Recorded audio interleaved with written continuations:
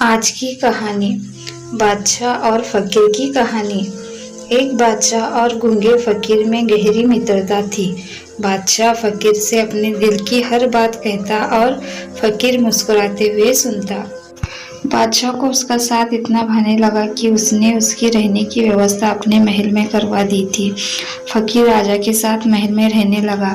समय गुजरता गया और राजा का उसके प्रति प्रेम बढ़ता गया।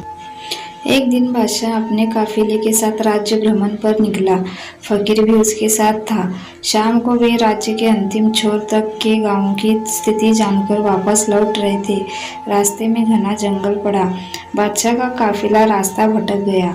बादशाह ने अपने सारे सैनिकों को रास्ता ढूंढने के लिए चारों दिशाओं में भेज दिया और खुद फकीर के साथ एक पेड़ के नीचे सुस्ताने लगा। उसी पेड़ पर एक फल लगा हुआ था। बादशाह और फकीर दोनों भूखे थे। बादशाह ने पेड़ पर चढ़कर फल तोड़ लिया और उसके 6 टुकड़े कर दिए, 3 अपने लिए, 3 फकीर के लिए। अपनी आदत के अनुसार उसने पहला टुकड़ा फकीर को दिया। फकीर फल खाकर मुस्कुराया और अपना हाथ आगे बढ़ा दिया। बादशाह ने दूसरा टुकड़ा भी फकीर को दिया। फकीर फल खाकर मुस्कुराया और फिर से अपना हाथ आगे कर दिया। राजा ने उस तीसरा टुकड़ा भी दे दिया। एक एक करके फकीर 5 टुकड़े खा गया और 6वें के लिए भी हाथ आगे बढ़ा दिया। ये देख बादशाह को बड़ा क्रोध आया। वह बोला, ये मेरा तुम्हारे प्रति प्रेम है कि मैं तुम्हें अपने महल में अपने साथ रखता हूँ, हर सुख सुविधा तुम्हें मुहैया करवाता हूँ, पर आज मुझे पता चला गया कि तुम्हारे दिल में मेरे लिए जरा भी प्रेम नहीं है। भूखा मैं भी हूँ, किंतु तुमने इतने स्वार्थी को कि सारा फल खुद खा जाना चाहते हो। तुम्हारी असलियत मैं जान गया। आज से हमारी दोस्ती खत्म। अभी इसी वक्त तो मेरी नजरों से दूर चले जाओ।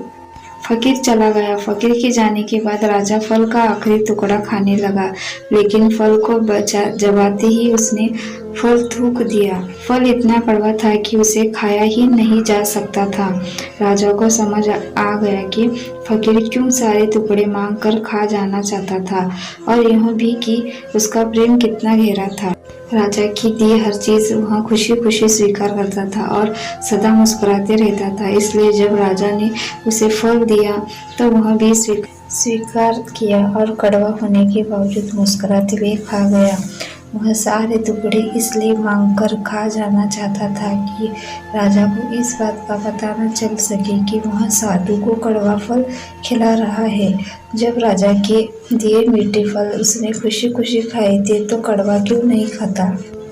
ये बात समझ आने पर बादशाह पछताने लगा, मगर अब देर हो चुकी थी। अपने संदेह के कारण वह अपना परम मित्र को खो चुका था। दोस्तों, सच्चा दोस्त कभी आपका बुरा नहीं चाहेगा, वह आपको रोकेगा भी तो आपके भले के लिए।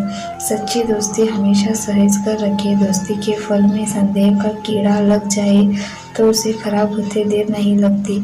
इसलिए जब भी दोस्ती करे भरोसे की नींव पर करे।